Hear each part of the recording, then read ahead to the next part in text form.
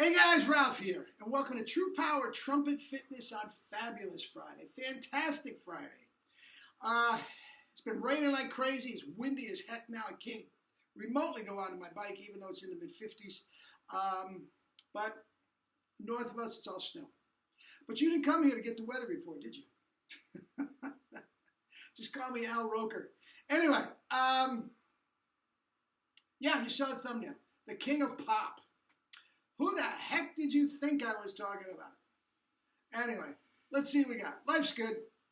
Got double C's.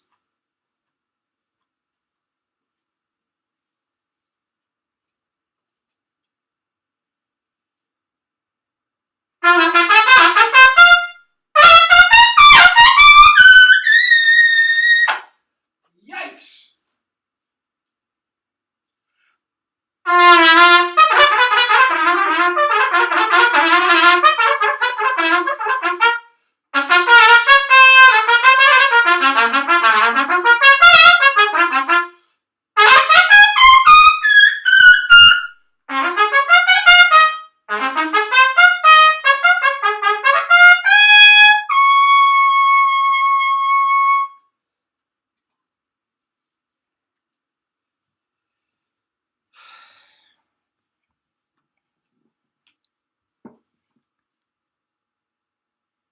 Did you warm up today? I didn't. Ace? Did you warm up today? Yes, I did, Mr. Burrows. You're a better man than me. The first notes of the day.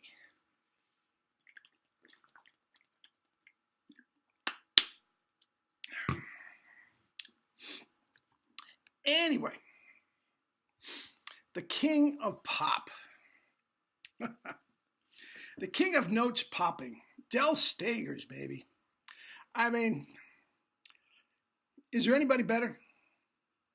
There's several on his level. Liberati may be better. It's hard to tell because we have so little of his playing and such crass recordings, Neanderthal. But STAIGERS wasn't great recordings either. But what a player. And you talk about popping. Oh, my God. The only knock on him was that he basically only played two solos. You know, Napoli and his own version of the Carnival of Venice. He had a couple others, but those were the two ones that he got paid for. And he could play them rain, snow. Remember, most of his playing was with the old Goldman-type bands as a soloist. And all of it was outside. If you listen to those recordings, listen to his power as compared to the band. I mean, they didn't have the technology back then that we did. There was maybe like 2-3 microphones to get the whole thing. He was strong, man. Vacchiano said he considered him to be the best trumpet player that he heard at that time. And I left a link down below of his Carnival of Venice. And you talk about notes popping. If you listen to that beginning sequence of the arpeggios, the triads that are slurred and go at unbelievable. I mean, it sounds like he's tongue and nose. He is so locked in. He is so compressed, yet so relaxed. And you hear his triple tonguing section. It is as delicate can be. But pop, pop, pop, pop, pop. And the low notes, bump, I mean, just extraordinary. Liberati, him, Doc Schutzer, Vizzuti, and Nakarayakov. Yeah. I think that's the only one I could put in that class. Liberati, STAIGERS, and Doc Schutzer were by far stronger than the other two. Vizzuti was more versatile musically, jazz and whatnot. And Nakarayakov is tremendous in his own right. But just an extraordinary player. And again, Vacchiano thought he was the best. Vacchiano heard Herseth. He heard John Ware. He heard Nat Prager. He heard Harry Glantz. I mean, all the great studio guys, Bernie Glow, he heard them all. He thought he was the best. When he, and I've said this before, and again, I don't like to go into hatchet jobs because this wasn't me. You know how strongly I feel about Vizzuti and how great he is. Vacchiano didn't buy it. He heard him at the New York Brass Conference, and he was sitting like 2 rows behind me, man, and he didn't buy it. The reason? The tone, and specifically the weight in the tone. Doc Schitzer, Staigers, and Liberati all had that weight in the tone that Vacchiano craved. Vacchiano used to say that everybody thinks I'm an Italian player. No, I'm a German player. Bruno Walter, the Mahler, the Strauss, he loved the Germanic tone. And it just didn't resonate with him. Just didn't resonate with him at all. And again,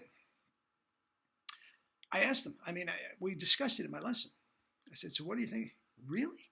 You didn't like that? Really? You didn't like that tone? I couldn't get it. And he said, look, I heard Del Staigers. He said he was the best trumpet player ever. So, there you go.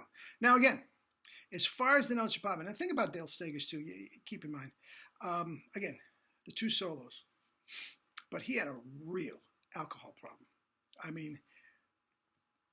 Jerry had lots of cronies that either took a lesson or 2 with him or heard him play live, and it always got back to alcohol at some point. Oh, we could barely stand on the bandstand, and so loud. Cleaned out the first outside playing, cleaned out the first 2 rows, and just covered the. This is what we're talking about.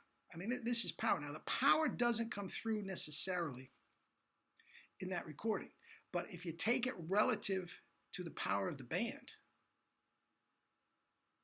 and again, the only way that you could just imagine where the mics were when they took the recording is pretty amazing stuff. It's pretty amazing stuff. So anyway, enjoy Del Staigers. And comparing to Vizzutis. Vizzuti has recordings of the Del Staigers Carnival in Napoli. Compare them and tell me what you think. It's potato. And I can absolutely 100% see what Vacchiano is talking about with the weight of the tone. And Doc Schitzer probably had the biggest tone of all of them. But anyway, that's it. Food for thought. So have a great weekend, guys. I have a lot of things planned for next week. I have testimonies that you wouldn't believe. I get testimonies every day, either about the pedagogy, the lesson they took, my chops, the mouthpieces. I got a whole load of things that I want to tell you, and some other things as well. A couple of things the viewers send in. I get stuff all the time, guys, and it's really some cool stuff. So anyway, get out your 1SB, spit buzz like crazy, and live your life with true power. Not the fake stuff, true power. Love you all.